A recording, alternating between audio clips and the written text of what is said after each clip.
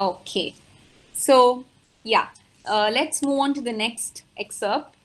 This is from an article on World Economic Forum. It's written by Julia Ert, the director of programs International Lesbian, Gay, Bisexual, Trans, and Intersex Association. She talks about the meeting point of feminism and LGBTI movements.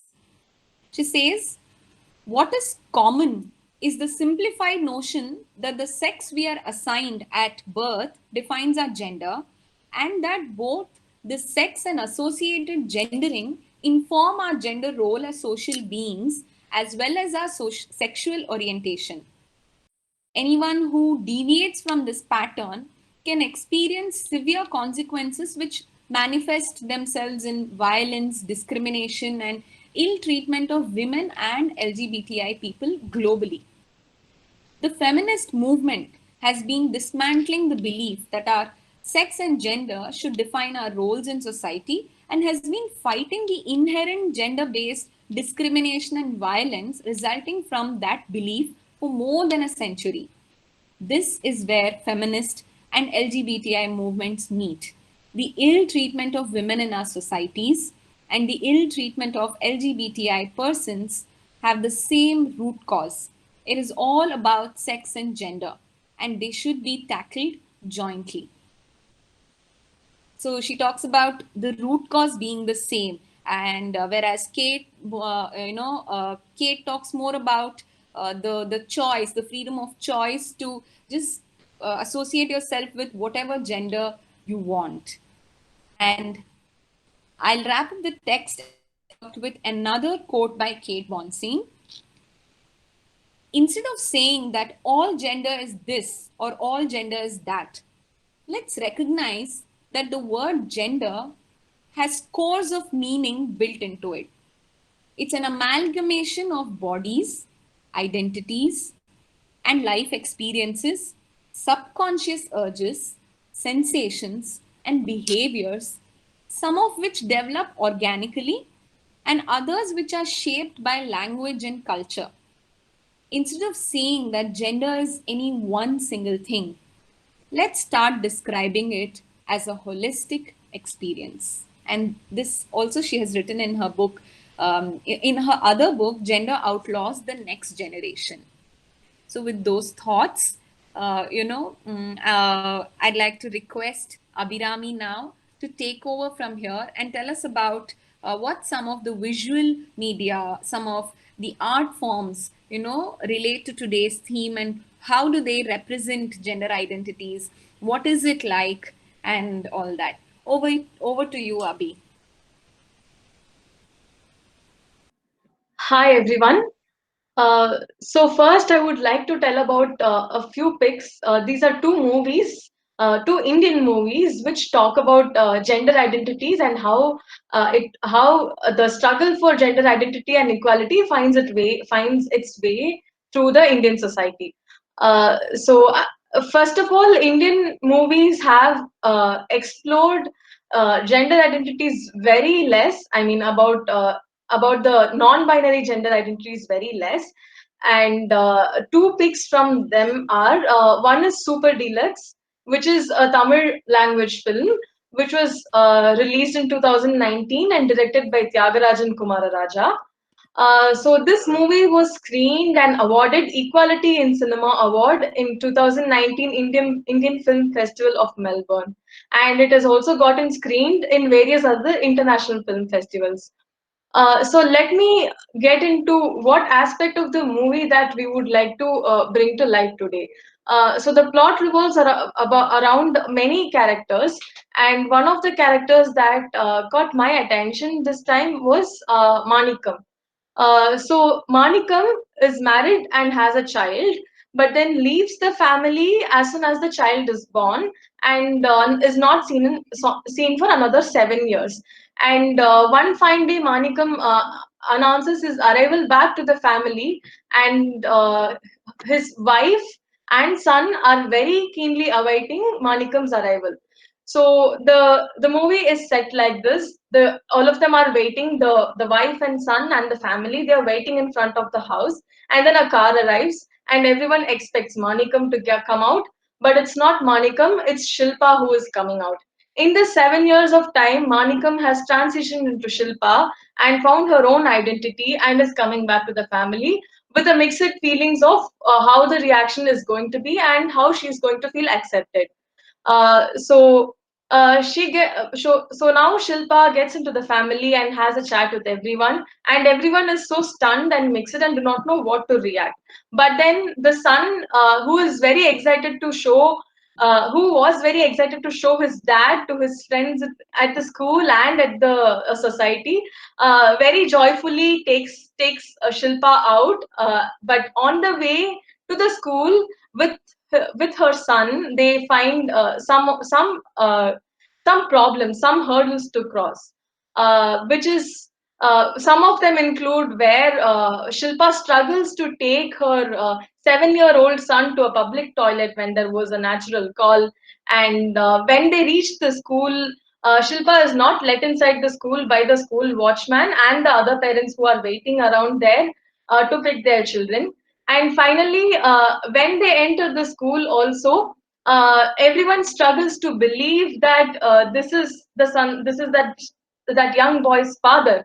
But surprisingly, the son handles it very well and says, "This is my mother. Yes, this is the mother who was missing for 7 years, and now I have parents. I have a family. I have parents. I have two mothers, and I'm not a test tube baby." This is what the son very joyfully and cheerfully accepts and says to everyone. But they also face some other hurdles, like where a police officer, mistakes that Shilpa is abducting this small boy and then takes them to the police station, harasses and abuses Shilpa, and then eventually they find their way back home. And now there is after facing all this humiliation and abuse by the society, when Shilpa has come back, Shilpa by herself decides that she will go back to Mumbai, where she was hiding all these 7 years and coping through finding her gender identity. She decides to leave. But then, after coming back, to their surprise, Shilpa's wife is Shilpa's wife is very much ready to accept how Shilpa is without any hindrance. She's very happy that she has her partner and she has her love and she has her family together, and to Shilpa's excitement, when her close kith and kin, when her wife and son accepts her, she very happily cancels the plan of returning to Mumbai and decides to stay back with the family. This is one super deluxe, and the other movie that caught my attention was Ek Asha. This is a Hindi film of the year 2018 and is directed by Mayur Kataria.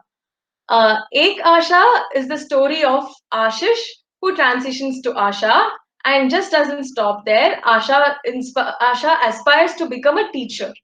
And the whole movie is about how Asha finds her way through this process, belonging to an Indian conventional traditional Hindu family. Some elements that are really impactful in the movie are, in the movie, Asha says, "This is not homosexuality, not superstition. This is not cross dressing. This is not about sex. This is a matter of personal identity. Boy like me feels like a girl from their inside their whole life. Yes, their whole life. This is deep feeling of what you are and who you are."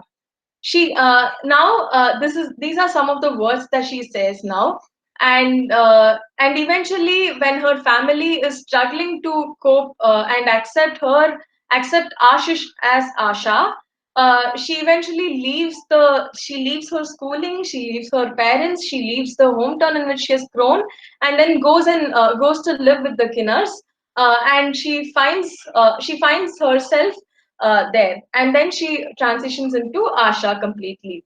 And it doesn't stop there. When she aspires and starts working her way through becoming a teacher, securing a career for herself, the question that arises is, do you want to be a teacher? Yes. And then the next question is, Madam or sir? That is the next question. So these are some of the elements that they face. I'm not going to tell you what happened in the rest of the movie. Let me leave a little element of surprise for all of us to go and go back and watch the movie ourselves. This movie very nicely portrays the emotional sides of both Asha and her family and the society. So this gives a wholesome experience, and the movie just takes us along the plot. uh, and so both the movies, what I found, that revolves around the hurdles that are in a way to a person's understanding of their own gender identity, and it also shows how their kith and kin feel and react to it, and about the how and also about how the society, which is an outer circle of people, react to this. And they very and they very straightforwardly and very subtly cover some of the problems on how they strive to be themselves, wading through the society's shockwaves thrown at them at every move. Some of them being access to a good home, to a good living environment, access to family, access to love, care, public toilet, education, and their schooling, and securing a job, which is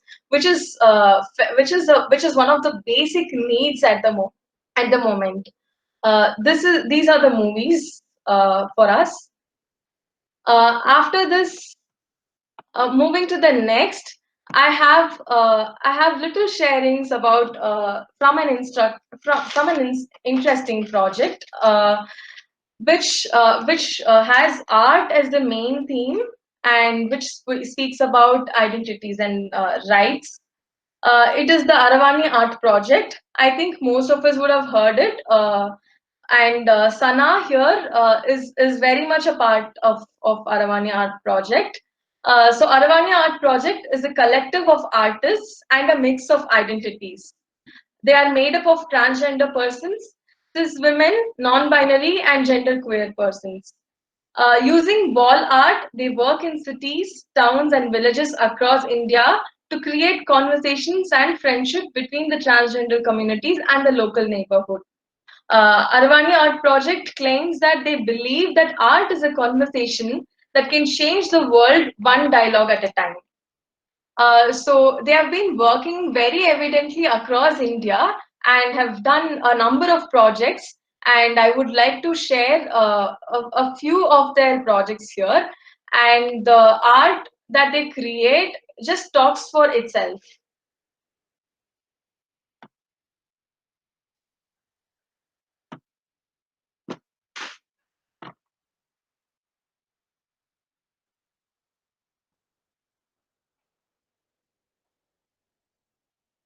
Just a second, I'm sorry.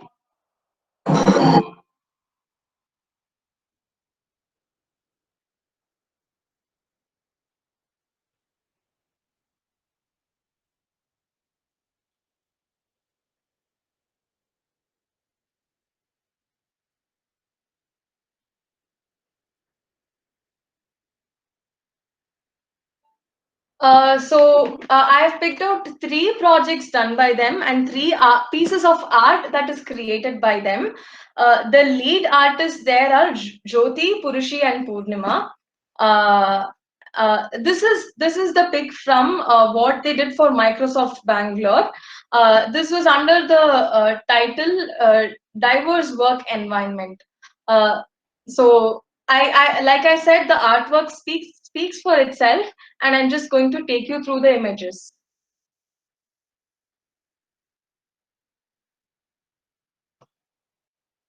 And this is the team, and on the right corner is Sana, who is one of the speakers today. And then I Abhi, think, are you sharing the screen? are you not able to see? No, not yet. Okay, I'm sorry.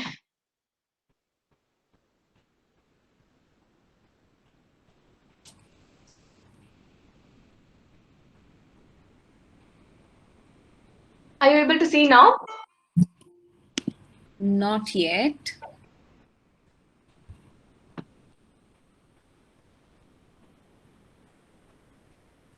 You're clicking on present now, right?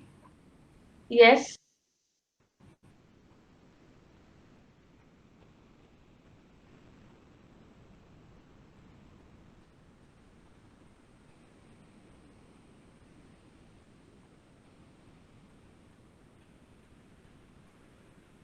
Okay, let me try again. Sure.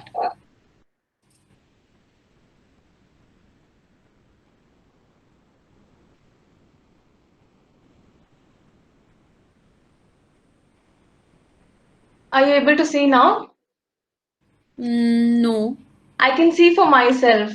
Like I can Okay. see my screen shared here. Okay. Is anyone else able to see? No, no. Yeah, now your screen is shared, Abhi. Okay. Okay, sorry for the problem. No problem. Okay, so let me start again. So like I was saying, this is the project that was done for Microsoft Bangalore. This was under the title Diverse Work Environment.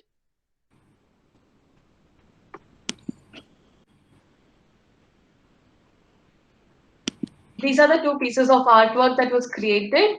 And like I said, on the right corner that we can see is Sana.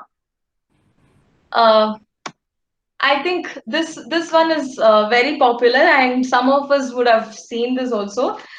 This is Freedom Park, Bangalore, and this is under the title "We Have Dreams."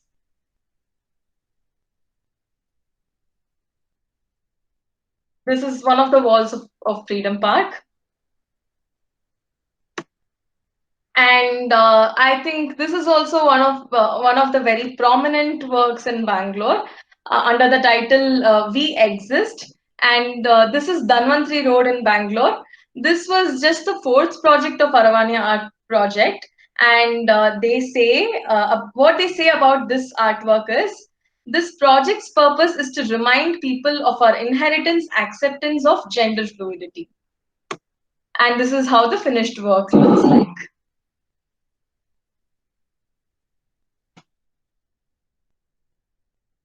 That's all about the art excerpt. Over to Vishala. Thank you so much, Abhi. It was lovely seeing the representation of different gender identities, in these forms. And the more we are inclusive and, in terms of media representation, also visual, cinema, television, or other forms, I think the more acceptance and normalcy is the ideal state that we want to reach is not far if the representation increases. Thank you so much for sharing about these excerpts. Thanks a lot, Abhi. And so yes, that was about the sharing that we wanted to do from our end about the representation of different gender identities. And we definitely left some thoughts to for everyone to think about. Okay, so what are the challenges, what is the journey, and how familiar are we, how inclusive are we? So these are the questions, and I'm looking forward to different perspectives from all four speakers that we have today. So